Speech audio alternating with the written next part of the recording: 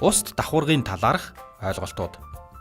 Газрын гүнд байрлах чулуулгын давхаргыг хоёр төрөл болгон ангилдаг ба энэ нь усаар хансан бүс болон усаар ханаагүй бүс гэж байдаг. Эдгээрийн байрлах гүн нь харилцан адилгүй ба тухайн газрын чулуулгын тогтцоос нь хамаардаг.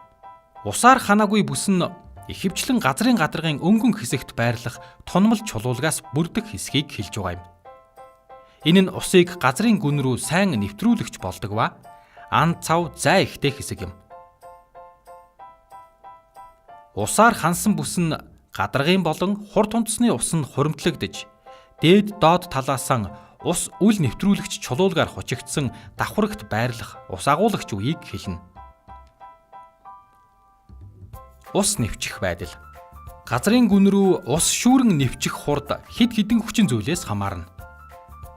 Хөрсний физик шинж чанар, хөрсний чигийн хангамж, ургамлын бүрхөвч ба түүний хэв шинж, гадаргын хажуу, орох хурд унтсны хэмжээ.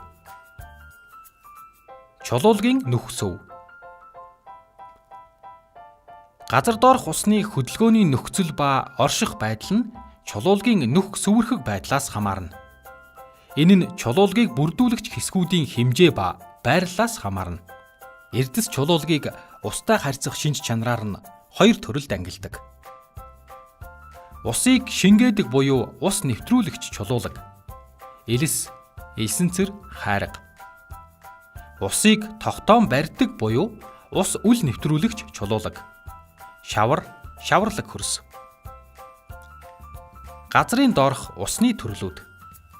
Аэрацийн бүсдэх ус. Газрын давхаргын дээд хэсгийн усаар хандаггүй бүсийг агааржих бүс гэнэ. Энэ нь гадаргаас доош ул хөрсний усны төвшин хүртэл үргэлжлэх ба энд хөрсний чийг болон өнгөний ус оршино. Агаар мандал ба ул хөрсний ус хоорондох чигийн солилцоо нь энэ бүсээр дамжин явагдана. Бороотой үед хөрснөөс ул хөрс рүү, хураа үед ул хөрсний уснаас дээш хөрс рүү чиглэсэн чигийн босоо хөдөлгөөн үүсч байдаг.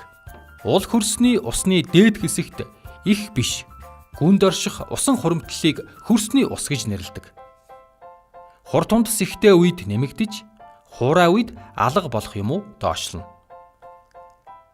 Аэрацийн бүсээс доош усаар хансан бүс үргэлжлэнэ.